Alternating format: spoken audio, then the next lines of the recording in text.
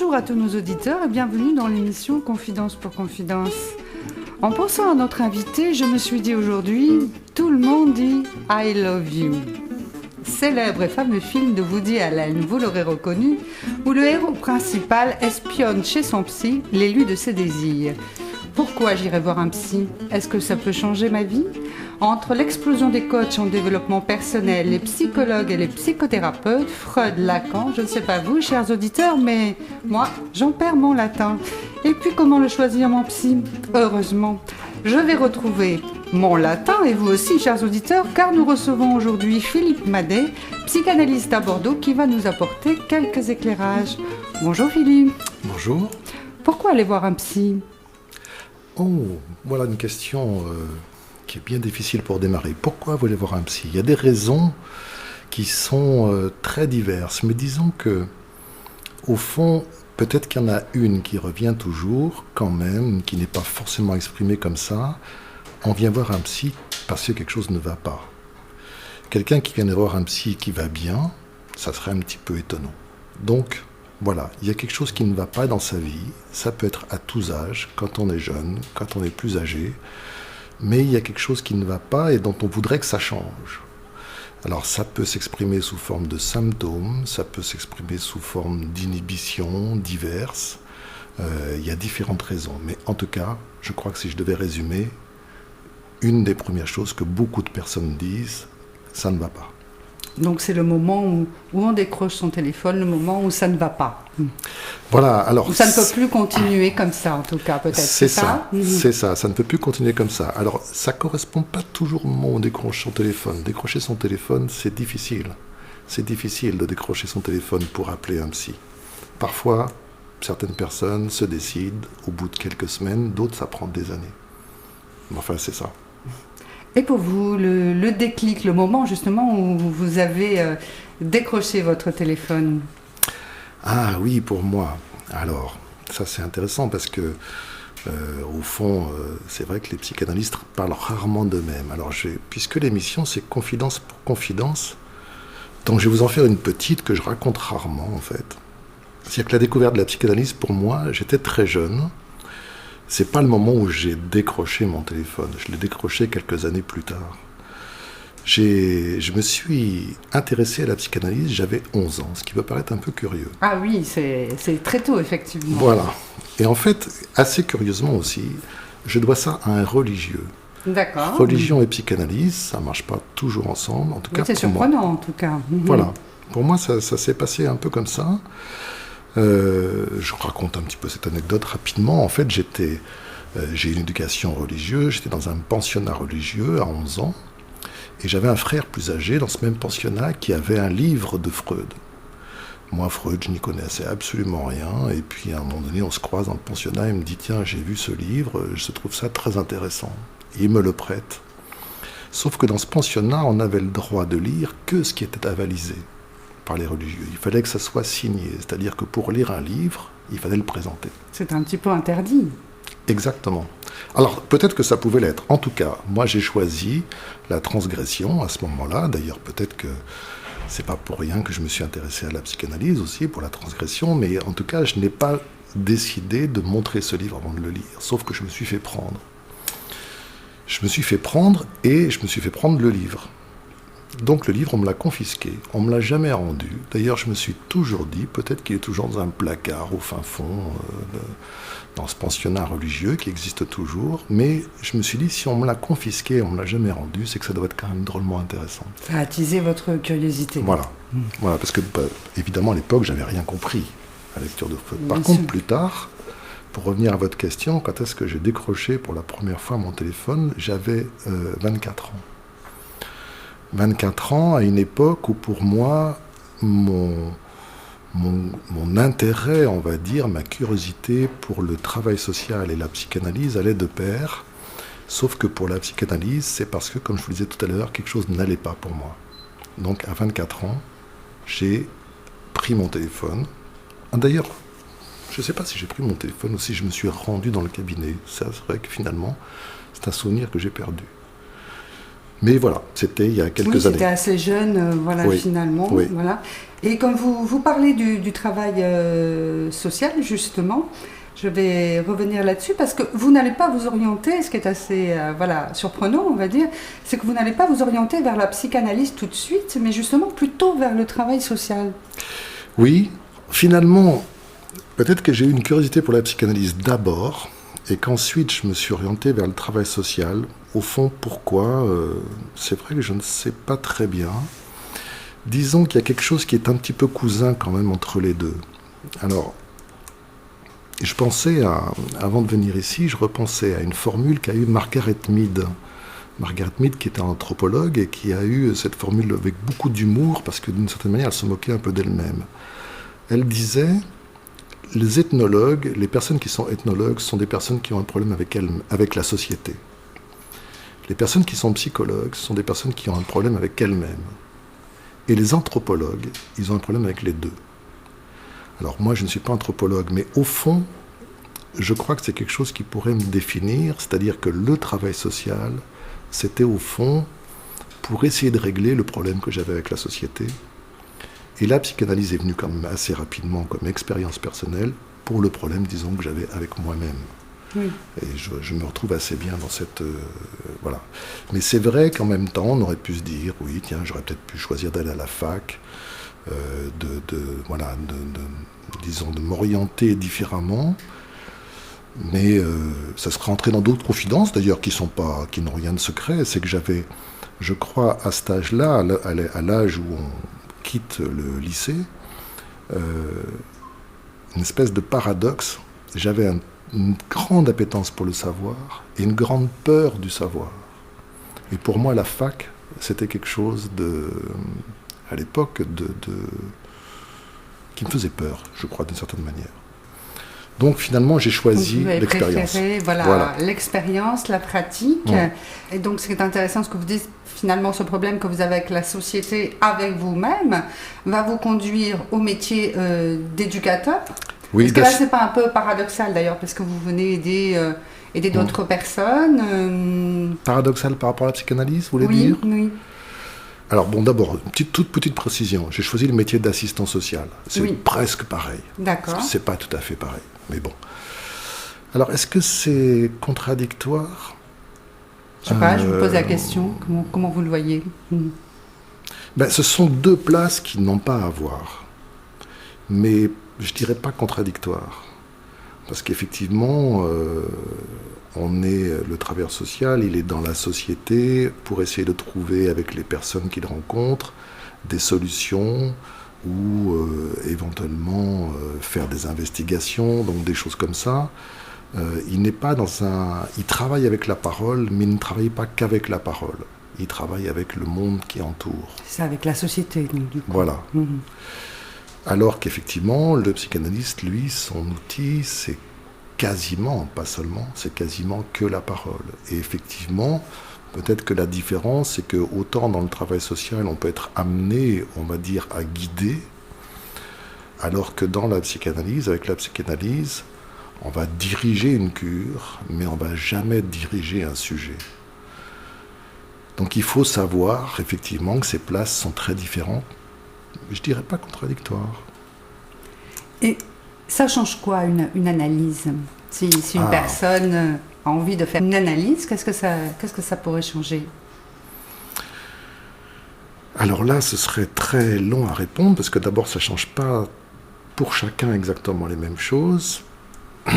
Mais disons, si je devais résumer ça en quelques mots, je dirais qu'une analyse, ça permet de distinguer le oui et le non. C'est-à-dire ? Voilà, je m'explique un petit peu.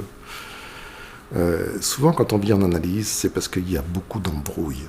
Il y a beaucoup d'embrouilles dans sa vie. On ne comprend pas trop ce qui se passe. Pour soi, avec les autres, dans son métier, voire dans son couple, souvent avec sa famille. On parle beaucoup de sa famille dans les cures. Mais tout ça est bien complexe, tout ça est bien embrouillé. Et puis souvent on est en difficulté pour faire des choix, pour savoir comment s'orienter, etc.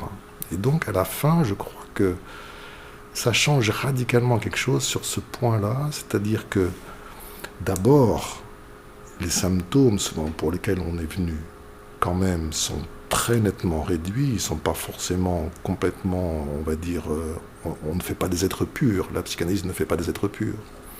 Mais par contre, elle fait des sujets qui sont, on va dire, désaliénés de leurs symptômes quand même.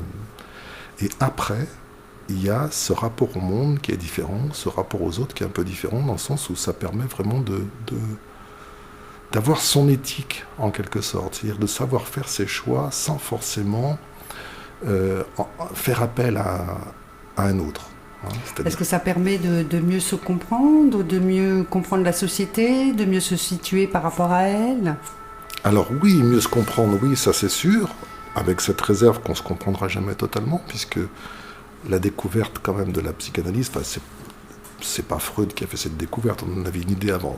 Freud l'a formulée d'une manière précise, c'est quand même l'inconscient.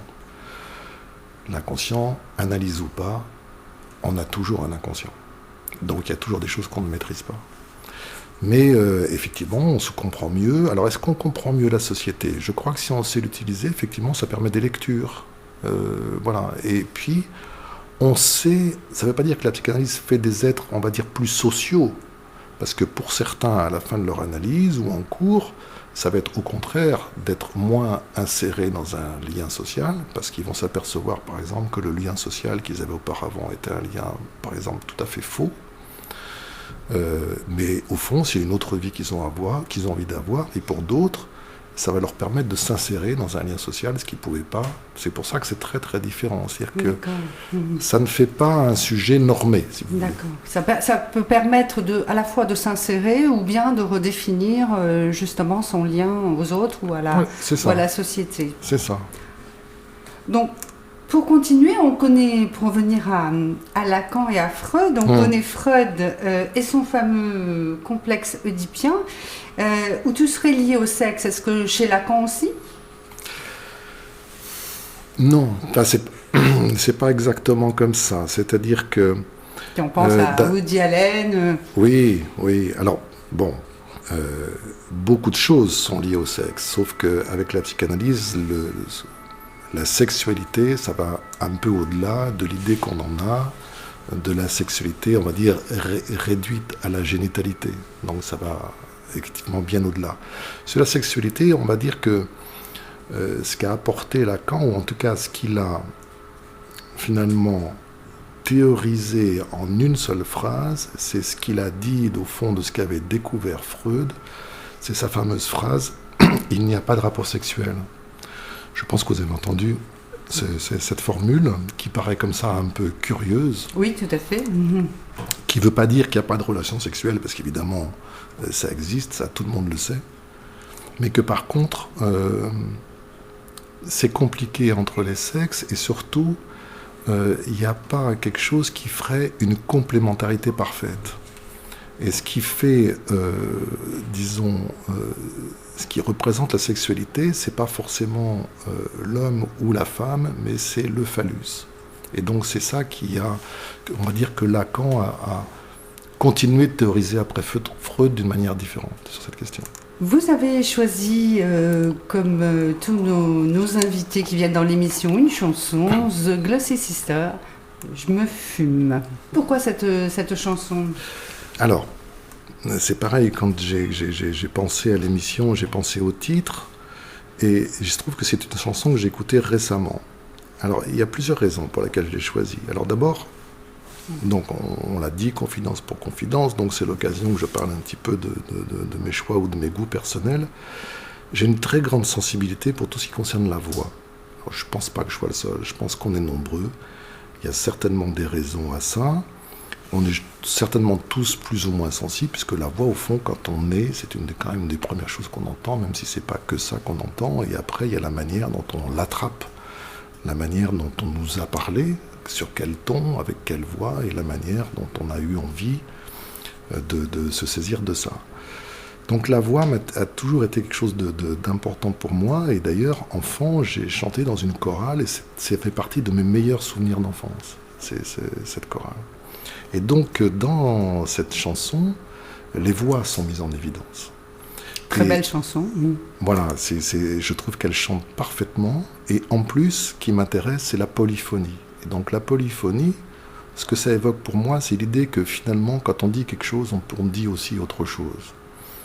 Et qu'avec 3 voix, parce qu'elles sont 3, on entend des émotions différentes, on entend des choses différentes, parce qu'elles ne chantent pas tout à fait la même chose. Donc ça, c'est un premier point.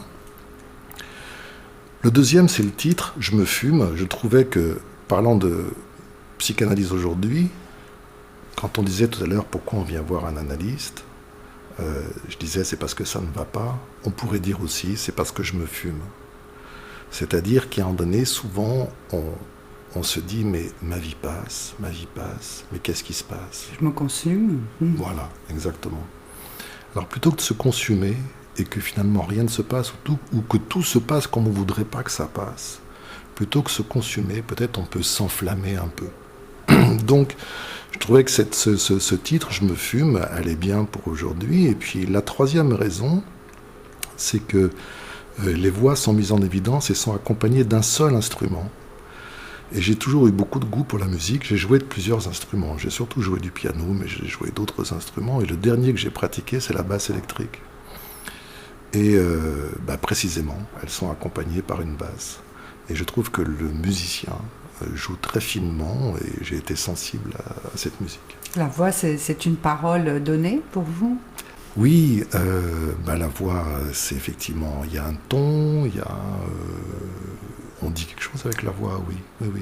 Puis après, on a tous notre voix, bien sûr. On revient avec la psychanalyse, la voix, la parole, les mots.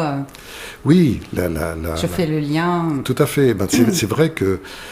C'est vrai que c'est vraiment la parole qui est au centre de la pratique analytique, et donc aussi forcément la voix. Mais on peut dire aussi sans la voix, hein. C'est-à-dire que les silences disent quelque chose. Les silences, les attitudes, d'ailleurs c'est pour ça que la psychanalyse s'appuie sur la parole, mais la psychanalyse s'appuie sur la présence, ensemble, au même endroit, d'un analysant et de son analyste. C'est-à-dire que ça ne se passe pas par téléphone, ça ne se passe pas par Skype. Il y a du non-verbal. Voilà, exactement. Il y a du non-voix, on va dire.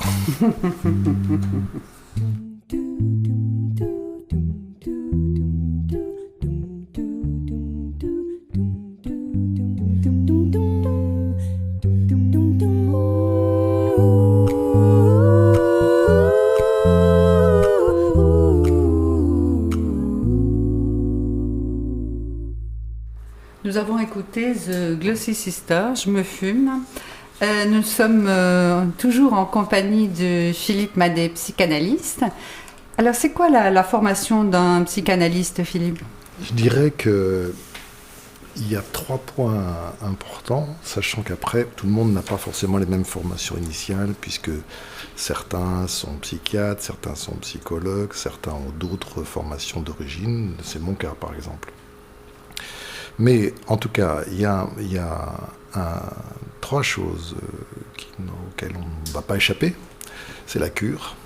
Ça suppose de faire une cure soi-même. C'est-à-dire qu'il faut faire une analyse, vous voulez dire, c'est ça ? Voilà, oui, c'est ça. Dans notre jargon, on appelle ça une cure. Il faut faire une analyse. Ça, c'est indispensable. C'est l'expérience personnelle. Ensuite, ça ne suffit pas. C'est pas parce qu'on a fait une analyse qu'on peut être analyste, parce qu'il faut quand même avoir une formation clinique. Donc moi, j'ai travaillé longtemps, et je travaille toujours d'ailleurs, dans le cadre de ce qu'on appelle un collège clinique. C'est-à-dire qu'on a des réunions régulières où on travaille à la fois sur des textes, à la fois sur des cas cliniques, et on a ce qu'on appelle c'est peut-être une appellation un peu ancienne, en tout cas des présentations de malades, c'est-à-dire que souvent ça se passe soit en hôpital psychiatrique, soit dans des institutions spécialisées, où vraiment on est confronté à une expérience clinique. Ça, c'est le deuxième point.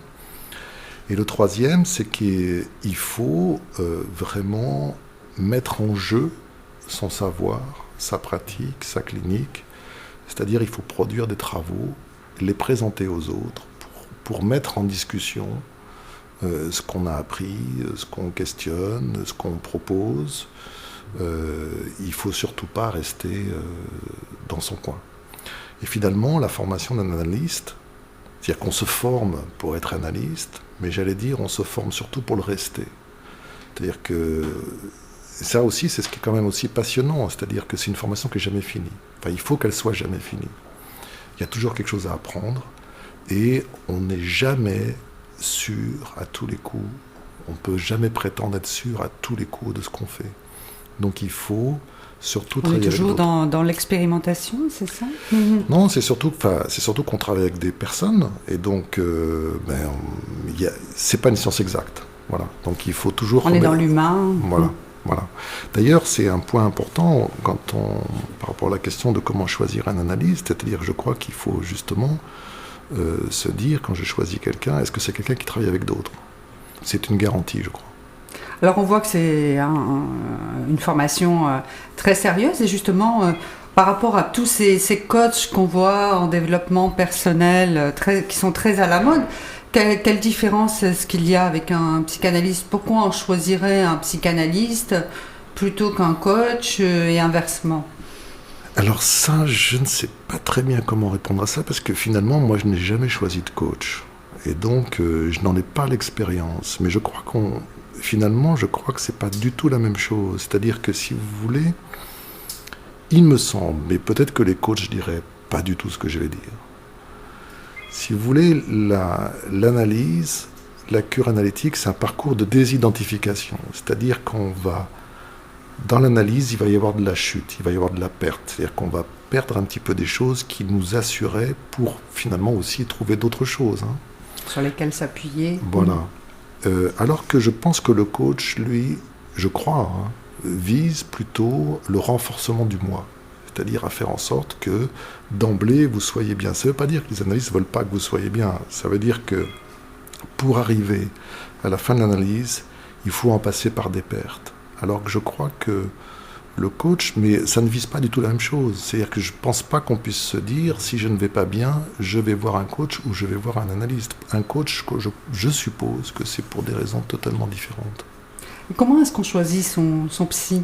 Alors, d'abord, est-ce que c'est comment on choisit son psy, on va dire, d'une manière générale, parce que le psy, c'est un peu une nébuleuse, ou comment est-ce qu'on choisit son analyste? Par recommandation, comment est-ce qu'on va procéder? Alors, l'expérience que j'ai, moi, c'est beaucoup par recommandation. C'est beaucoup des personnes qui viennent. C'est la confiance qui voilà, joue. C'est ça. Maintenant, je peux vous dire, moi, l'expérience que j'en ai, mais je ne vais pas vous dire comment, si par exemple, vous vouliez choisir un analyste, comment vous devez faire. Parce que, précisément, c'est ce qui caractérise la psychanalyse, c'est qu'on ne dit jamais à un sujet ce qu'il doit faire. Par contre, ce qu'il fait, il peut nous en dire quelque chose. Et on s'aperçoit que c'est pas banal si quelqu'un choisit un analyste parce qu'il l'a trouvé sur les pages jaunes et qu'il est à côté de sa maison ou de son boulot, ou s'il l'a choisi parce que son nom sonne comme quelque chose qui résonne pour lui. On pourrait donc choisir son analyste par son nom. Oui, c'est tout à fait. C'est surprenant. Tout à fait. C'est-à-dire que c'est une question de son. Ça peut être le nom de sa rue. Ça peut être une photo. Ça peut être un article qu'on a lu. Alors, vous avez aussi des personnes qui vont choisir un analyste, qui vont démarrer un travail avec lui, et ça va le faire de suite. Et d'autres qui, au fond, vont faire comme passer un casting. C'est-à-dire qu'ils vont en choisir plusieurs, ils vont les voir, et ils vont en sélectionner un. Donc ça, faire au feeling. Voilà. Mais effectivement, les raisons, ce qui est certain, si vous voulez, s'il fallait donner un conseil, c'est qu'effectivement, il faut choisir quelqu'un en qui on a confiance, et aussi, s'agissant de parler, quelqu'un à qui on pourra parler. À qui on est à l'aise pour pouvoir s'exprimer librement. Voilà. Donc après, il y a la formation, il y a la reconnaissance, il y a, on va dire, le parcours de tel ou tel analyste, mais bon, la rencontre, ça, c'est pas une compétence. La rencontre avec quelqu'un avec qui on peut parler, vous pouvez tout à fait trouver un analyste hyper compétent, hyper connu, ça ne le fera pas pour vous, mais ça le fera pour un autre. Donc c'est important, mais ça ne fait pas tout. Après, il y a aussi, toutes ces raisons dont on peut parler dans la cure, c'est pourquoi j'ai choisi un homme, pourquoi j'ai choisi une femme. Voilà. Et une question aussi, je vais faire un petit peu ma curieuse, mais on a envie de savoir qu'est-ce qu'on vous demande, quels sont les thèmes qui sont récurrents quand on vient vous voir. L'amour, beaucoup. C'est compliqué, l'amour. Je pense que je n'apprends rien à personne en disant ça. Mais, donc ça, ce serait le thème principal. Alors, principal, en tout cas, c'est un thème récurrent. Les gens viennent aussi parce que, justement, pour ces questions de récurrence, pour tout ce qui se répète dans leur vie. Ça peut être, enfin, la plupart du temps, c'est pour les échecs qui se répètent. Une des raisons, c'est les inhibitions. Parfois aussi, c'est des symptômes très concrets, des symptômes physiques qui ne s'expliquent pas. On a une réaction dermatologique, on va voir un dermato et il vous dit « mais pour moi, vous avez rien, je ne vois pas pourquoi vous avez ça ». Donc ça ne s'explique pas. Ou des maux de tête, ou des choses comme ça. En tout cas, on va voir le médecin qui dit j'ai fait des analyses de sang, dans vos analyses, je ne trouve absolument rien qui explique ce que vous avez. Il n'y a rien, on n'arrive pas à l'expliquer. Ouais, exactement. Donc il y a des gens qui viennent pour ces raisons-là. Et après, il y a toujours aussi des raisons très singulières, hein, chacun. Mais au fond, je crois qu'il faut avoir envie de parler, besoin de parler, puis avoir... C'est une décision, hein, c'est pas une décision très facile. On a des tonnes de raisons aussi de ne pas qu'on se pose la question pourquoi on va voir un analyste. Mais on a des tonnes de raisons de ne pas aller en voir un. Alors, oui, on se met des freins et voilà. C'est compliqué à ce moment-là. Voilà. Oui, de décrocher son téléphone, comme on disait. C'est ça. Et puis il faut faire cette démarche, ça coûte de l'argent, bien sûr. C'est une épreuve, c'est-à-dire qu'à la fois c'est passionnant, mais c'est pas un parcours de santé non plus. Hein. C'est-à-dire que pouvoir se remettre en question. Oui, voilà, tout ça. Et quels sont vos projets ? Alors, moi j'ai toujours des petits projets, c'est-à-dire qu'en fait, je fais partie d'une école de psychanalyse, et je fais partie d'un collège de clinique psychanalytique, et on a tous les ans des thèmes, par exemple dans le cadre du collège clinique cette année, on travaille l'envie et la jalousie. Donc moi je participe. Un grand thème. Oui, voilà, je participe, enfin j'assiste à des conférences, parfois moi-même j'interviens. On a aussi, donc notre école, elle existe localement, mais elle existe aussi au niveau national et international. J'ai par exemple une intervention à faire en mois de juin à Paris sur le thème de la parole et de son dire. Oui, on a beaucoup un peu parlé de la parole aujourd'hui. Voilà. J'ai des projets en septembre, octobre pour travailler et intervenir sur la question de l'interprétation, sur la question de la clinique différentielle des sexes. Enfin voilà, ça manque pas. Tout plein de projets. Mais écoutez, notre émission Confidence pour Confidence arrive à sa fin. Merci à tous nos auditeurs et merci également à Philippe Madet d'avoir accepté mon invitation. Vous retrouverez l'émission sur Facebook. Et si vous avez aimé, commentez, partagez et abonnez-vous à Radio CHU. Et n'oubliez pas, tout le monde dit I love you.